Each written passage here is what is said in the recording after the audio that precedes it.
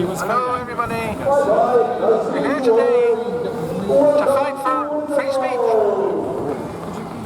The government are bringing in laws we don't need.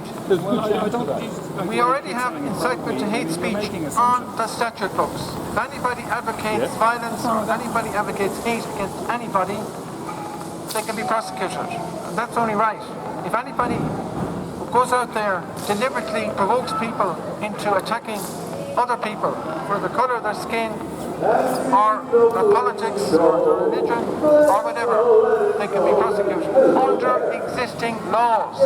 And that is only right. We fully support the incitement to hate legislation.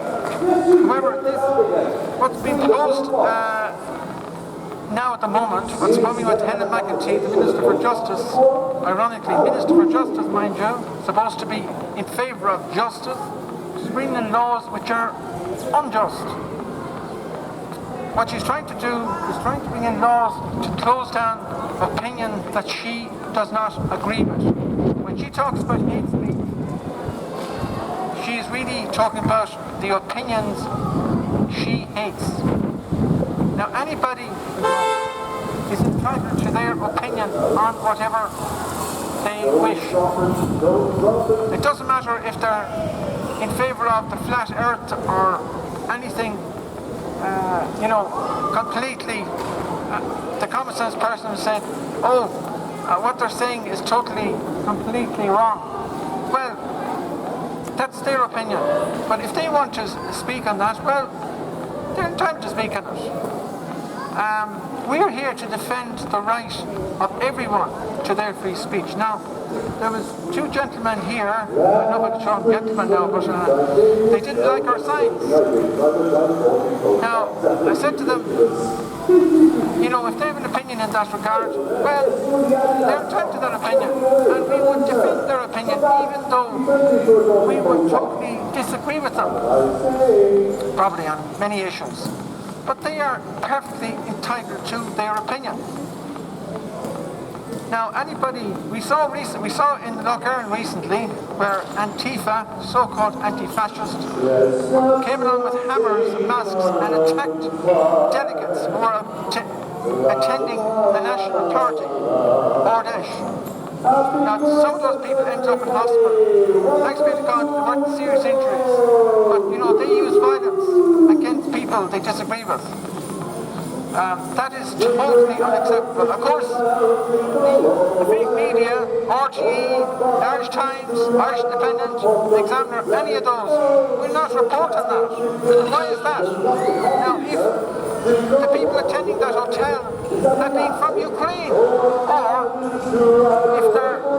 if they had happened to be black skins, we'd have better headlines all over the place. RG would go absolutely paroxysmal. They would absolutely the headlines in the Irish Times and so on. But no, it's if you are the wrong colour or the wrong politics, you will not get covered. We're supposed to live in a democratic society where everybody's equal and everybody has equal rights, and everybody is supposed to be protected under law, whatever opinion they have. Now, we had this back in the 1930s when you had the election of Eamon De Valera to government in 1932. The people who had been defeated in the Civil War ended up being in government 9 years later. And William T. Cosgrave enabled them to do it because he forced Fianna Fáil into the Dáil, and he was actually writing his own political death warrant. But he was a Democrat. And Fianna Fáil came to power with the support of the IRA at the time. And there was a meeting of the Centre Party there was a new party formed called the Centre Party. They mainly represented farmers. They won 11 seats in the 1932 election. They held a meeting down the Adelphi Hotel. And the IRA came along and broke it up on the slogan, coined by Frank Ryan, no free speech for traitors.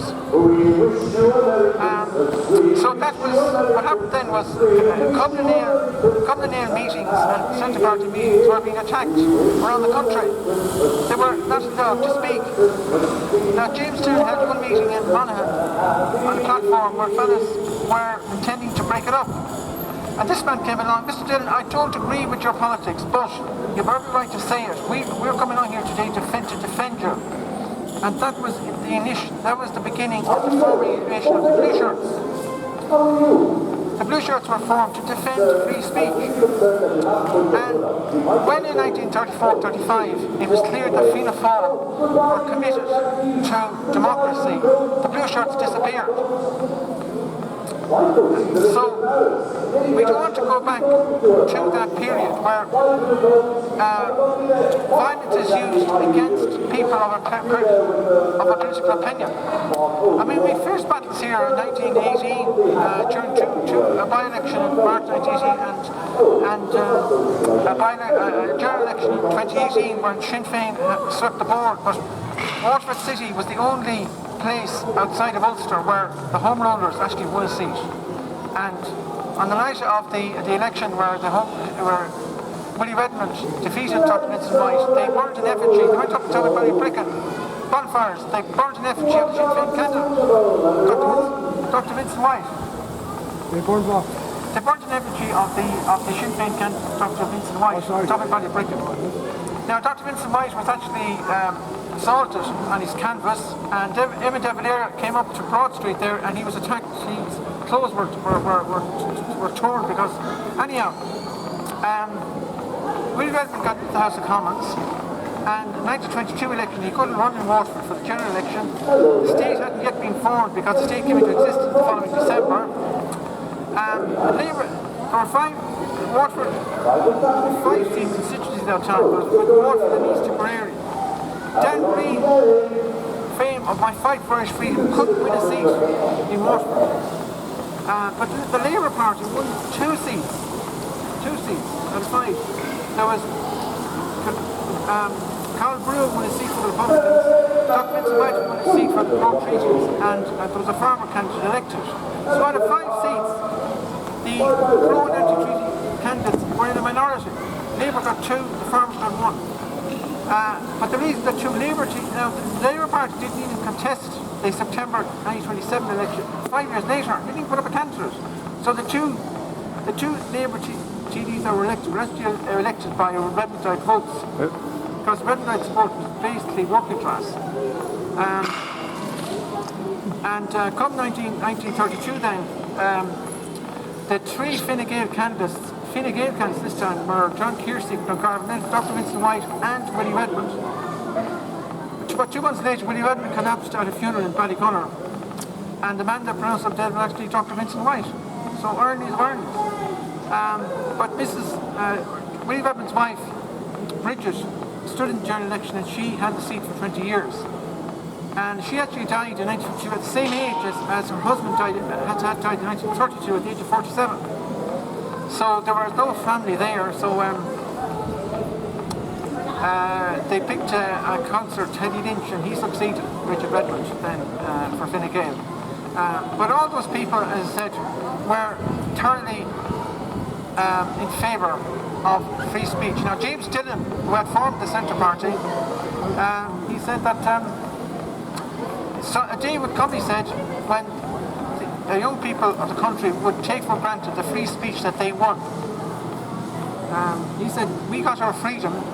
He said, when I was a young fella, here I see a man might come to the house. He would be a neighbour, we'd know him. But he said, when he sat down and took off his cap, he'd see the harp enclosed with the crown. He'd get a jolt, you know. So we're here today to oppose Heather McEntee's grab on power. There's a man actually in jail now. Enoch Burke is in jail in Mountjoy on the issue of free speech.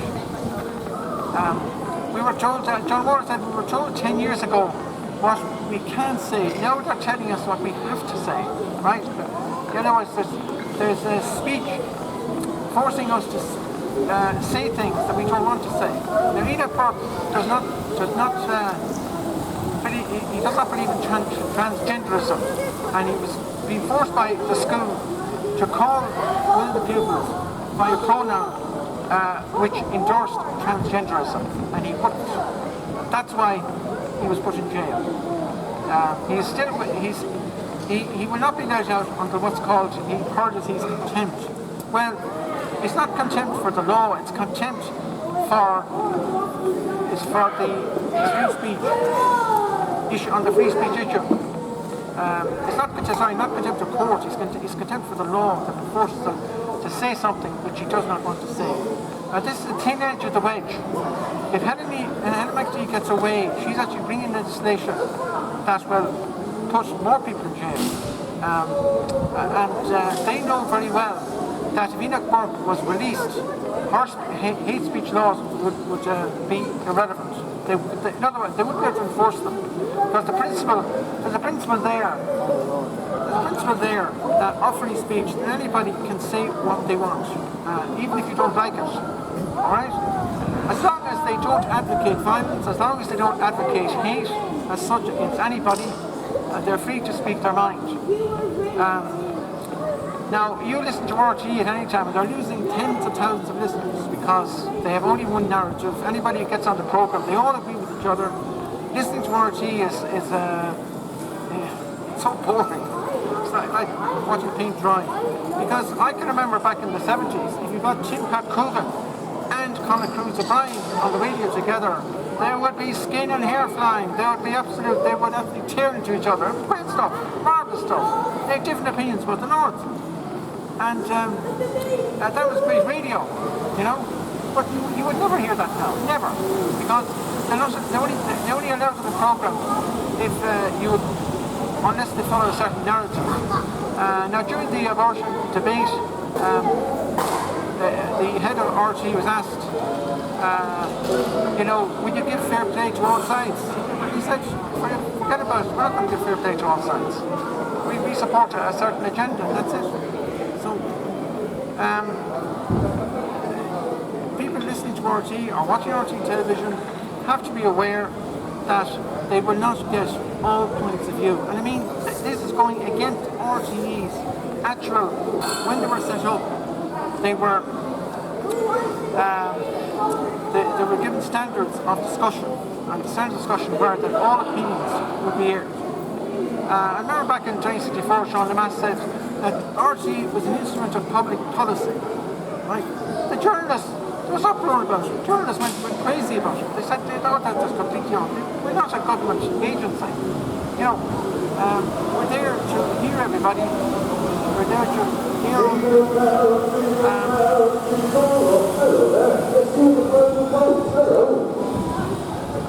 So now, would anybody else like to take over from me now here?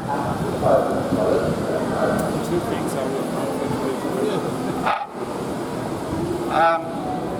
regarding the legislation that's been discussed in Leicester House, it's come to light that Helen McEntee is funded by NGOs, so she's doing what she's doing for her own financial benefit.